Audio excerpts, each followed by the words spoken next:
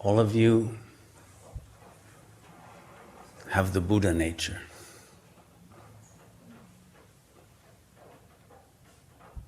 Do you realize that? In a Shaivite Sangha, they would say, all of you are Shiva. There's nothing but Shiva. There's nothing that is not Shiva. Or in a Hindu satsang, they would say, we all have Krishna consciousness. Or we might say in a Christian gathering, we all have Christ consciousness. We all have access to the Holy Spirit. In a Hebrew Kabbalistic meeting, they might say you are filled with the Ruach HaKodesh, or the Shekhinah.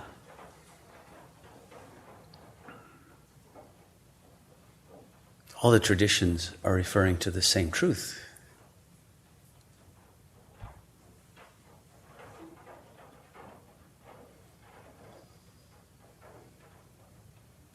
But the ego puts some fine print under that truth. And it says, yes, we all have the Buddha nature, except my husband, or except my wife, or except my boss, or except those Nicaraguans. But no, the Nicaraguans have Buddha nature. Even your husband has Buddha nature. Even some gringos have Buddha nature. Okay, not the Republicans, but... No, even Sarah Palin has the Buddha nature. We can't make any exceptions.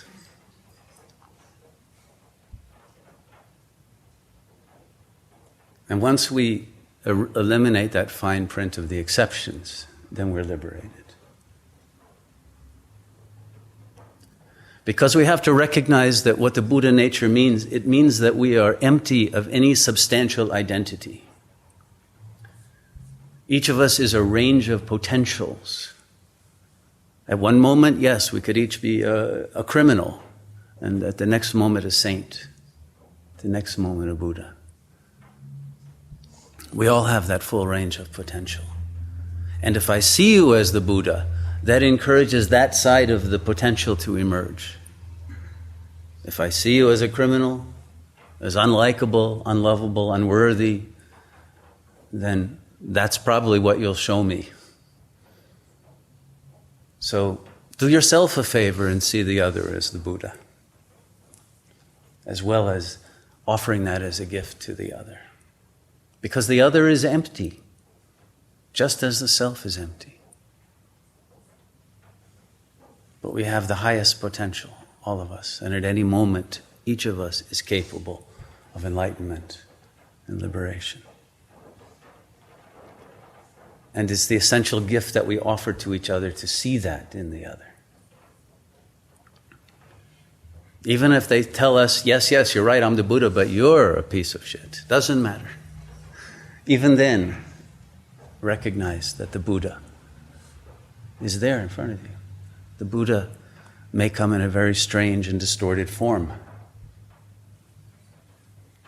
Mother Teresa used to say that of the poor she met in Calcutta, that each one was Christ in a very strange form, but each being, whether they were outcasts, poverty-stricken, diseased, criminal, but each one was Christ. If we can give that gift and see beneath the ego exterior, no matter how ugly it might be, no matter how damaged, no matter how traumatized, we will help that inner divine light to emerge. But we must offer that also to ourselves, to see through one's own ego identity that had taken on perhaps some stigma or stain from the other's projections early in life. We have a duty to let go of that, to let the light emerge, to recognize that I am the Buddha, I am the Atman, I am the luminous being of light and love and joy, and live from that place, not from the wounds, not from the negativity that the other might have thrown on you. Don't let it stick. If you are empty, there's nothing for it to stick to. It can't. be held unless you choose to hold it out of resentment, out of a choice to get even in some way. You think I'm bad, I'll show you how bad I am. And many people will do that. Or you think that I'm unworthy, I'll prove you're right and I'll make you suffer for that. We have to let go. We have to let there be a clean slate and live in the present, not in the past. And in the present, all of us are liberated at this very moment. It's only when we create thoughts that are opposed to liberation that we take it away from ourselves. But it's here, inherently, at this moment. It's simply a choice to live in this state and not create obstacles or masks, charades of being anything other than the Buddha.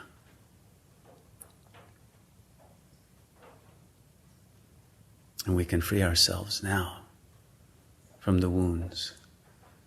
Because if we don't and we see the other as non-Buddha, then we justify our own ego and its defense mechanisms and its refusal to love. And we maintain that cycle of non-love when the world is dying for the lack of the love that we are withholding from it. And the first step we take to let go and open our hearts, the other will take a step toward us as well, until all of us are willing to take the risk to open to love. And so that's what we're doing when we sit to meditate. We're opening to the divine love that we are, forgiving the other and forgiving ourselves.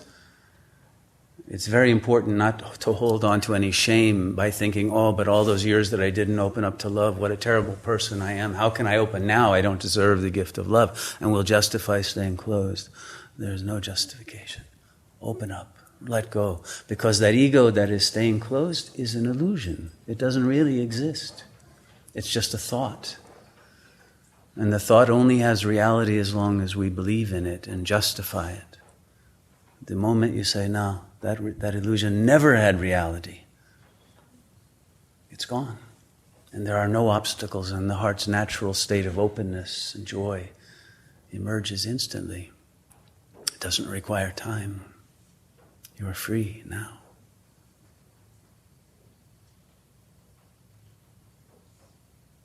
And so the meditation is the time to celebrate our freedom.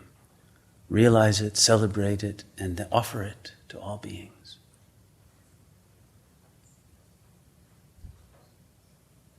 There is nothing but this nature of joy, of love, that is the very source of life. That's why the universe exists, because we are all that. And now is the moment for us to learn again that lesson. Because it's that love that we hide from ourselves and refuse to give to the other that is killing the planet.